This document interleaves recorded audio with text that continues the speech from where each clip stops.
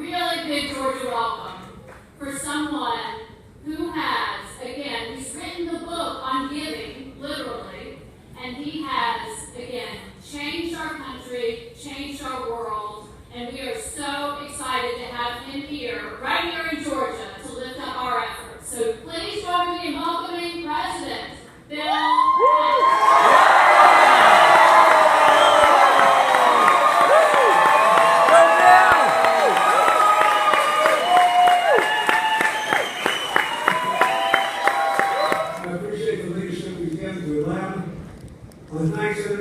For running for governor, you need a governor who believes in education and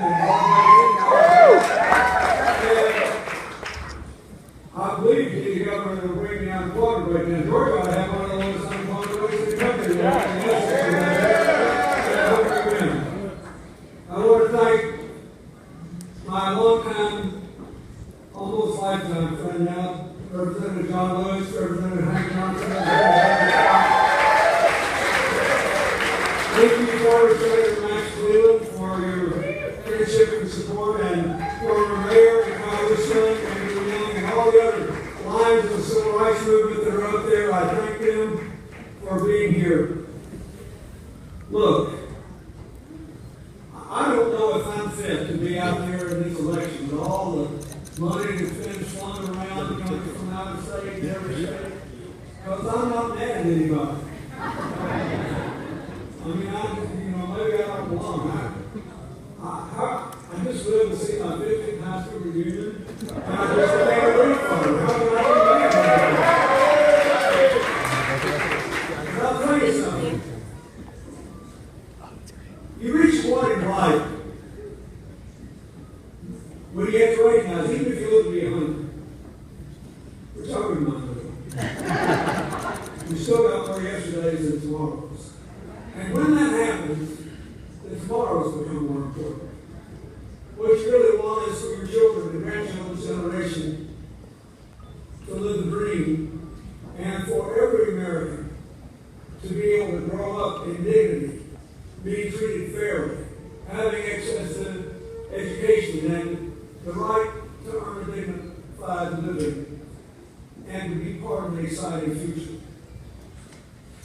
That's really what this is about. I'm going to tell you what this election is really about. We have been through this terrible economic crisis. The economy collapsed in 2008. It was in bad shape before, and then we had this financial crisis. If you look back 150 years, it takes countries an average of 10 years to get over the financial crisis. That it takes an average of 10 years in every rich country in the world, including the U.S., for 150 years, just to get the jobs back you lost before people have enough confidence to start growing again. It happened in America last month, 6 years after the crash.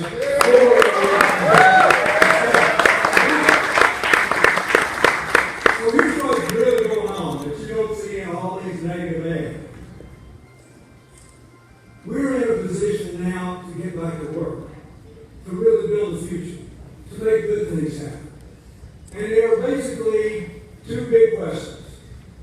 Are we going to go together, or are we going to go back to trickle-down economics where all the benefits go to people at the top? And are we going to work together, or are we going to keep building walls and trying to demonize one another and be divided? Now, here's what I know. The most important thing for me in the beginning, before I really got to know Michelle very well, was that she had the work she did before she started running for the Senate. Second most important thing was her family lineage, because I wanted to be Sam Lund when I grew up. Because he proved you could be a Democrat and be for civil rights and be for inclusive government and be for a strong national defense and yet not do stupid things with the national defense. And I thought, she spent her whole life working in the world I live in now, with a foundation where everything is getting people together. And if you bring on the end, you don't care if you're working with a Democrat or Republican, an independent, you don't care whether they're first generation immigrant or like her, ninth generation Georgia. You just try to get together and get a show on the road. Yeah. And I thought that was important. That's really what's on the ballot. What's on the ballot is, are we going pre-K is about. That's what better education and technical training, so we actually start training people for jobs that are there, because we're only filling job openings at half the rate of previous post-recessionary areas.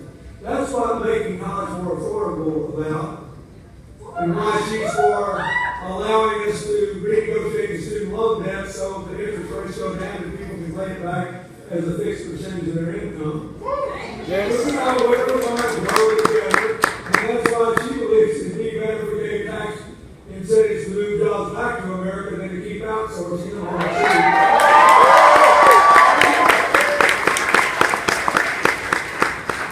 And it's about how we're going to do it.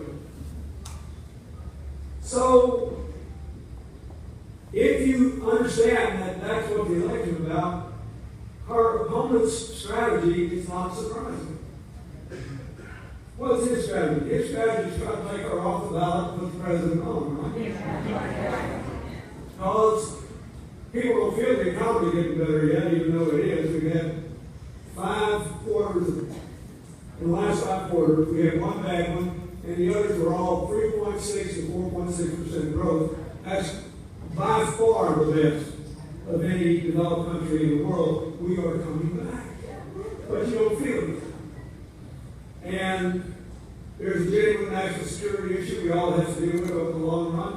And ISIS, which is fine, glad Michelle also wants to be on the Armed Services Committee. And we have to deal with the Ebola issue. It's been overly politicized, as a lot of you probably know, who have something to do with the CDC here in Atlanta. And I know I don't take too kindly to it, because there are 4 employees of the Clinton Health Initiative who have never left Liberia, not since the first thing happened. They were asked to stay to help organize, and they did. And I thank God none of them have been infected. But I will tell you something. We have figured out how to do this. It's going to be all right. And we just need to be grown-ups about this. We've dealt with other kinds of health challenges. And one person came to gravely ill and died. We're going to lose a lot of people this year to flu this winter, because people are getting a flu shot. A lot more people. And why am I telling you this? Because Michelle Nunn will get up every day and go to work in the United States Senate and try to make something good happen. And she will work with Republicans, or work with Democrats, or work with independents, and hopefully with everybody to try to make something good happen. We got a problem, to try to solve the problem. The political rhetoric here is poisonous. And if you think about it, it's kind of a clever scam.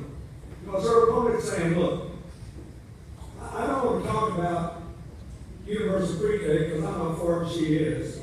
I don't want to talk about student loan reform, I'm not for it, she is.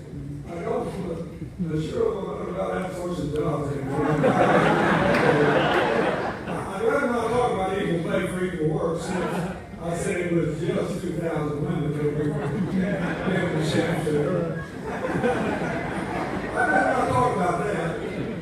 Let's just put the president on the ballot. This is your last chance to vote against me. I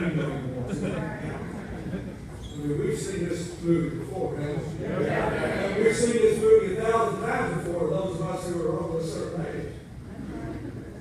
And you just can't let it be about that. If you vote, we win. It's as simple as that.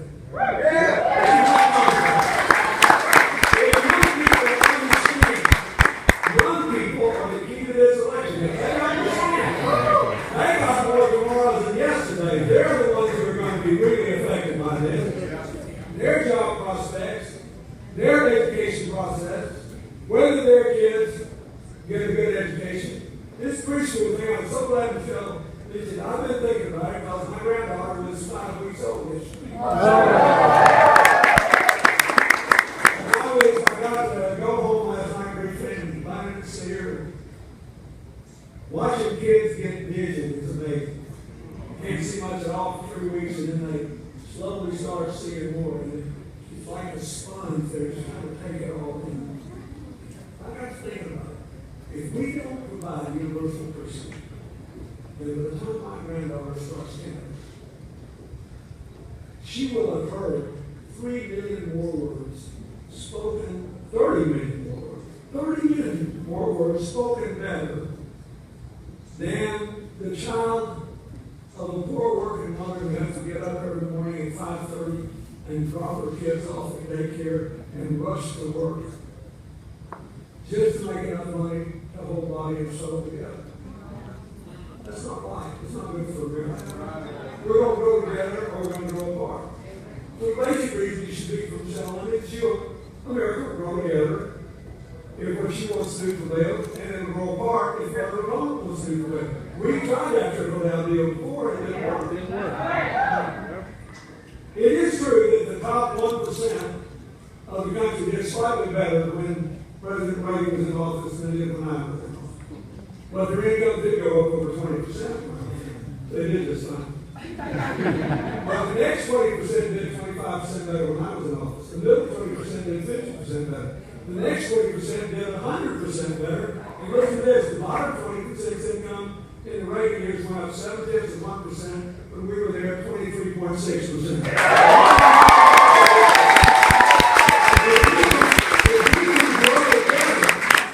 If we can grow together, we'll be stronger. We can't let the American family be divided. One of Georgia's greatest assets is its growing diversity and its youth and its universities and its technology and the different companies we have. We're all there for an explosive opportunity. But we got to go together and we got to work together. That's the two things it's about. The country is coming back. How's it going to come back? If we decide to grow together, it will come back better. If we decide to work together, it will come back faster. That's this whole deal. You look at, watch every ad you see on television between now and election. It all comes down to that. We're going to grow together and ask yourself, do you see Michelle on television? Do you see her on it? Who's more likely to have us grow together? Answer is she is. Who's more likely to have us work together? The answer is she is. The other guy wants you to give him a 6-year job for the pleasure of casting a 2-year protest. I'm pretty sure. I'll get you for 6 whole years, but you'll feel so good too. Look, I grew up in the group that he's naming those ashes. And I was the first person in my family ever to go to college. When I was born in Arkansas,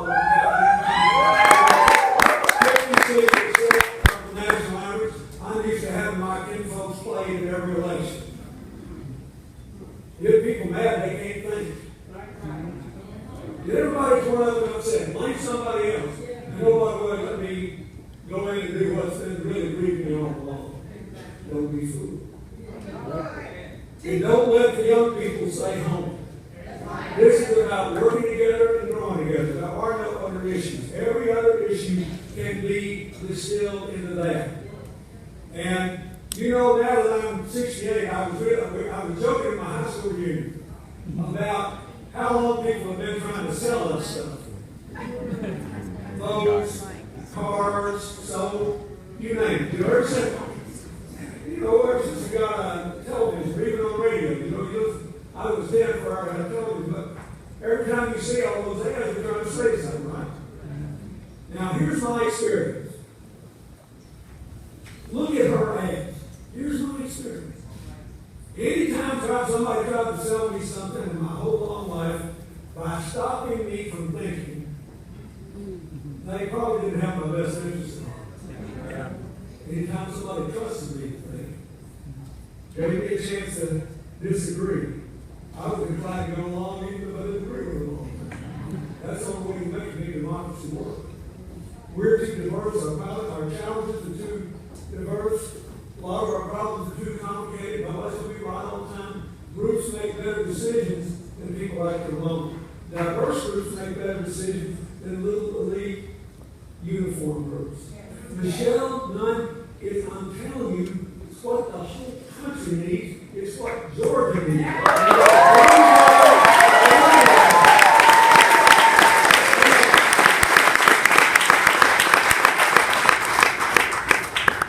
One guy wants you to cast a protest vote. She wants you to cast a progress vote. One guy wants you to vote in anger. The other one wants you to vote on the common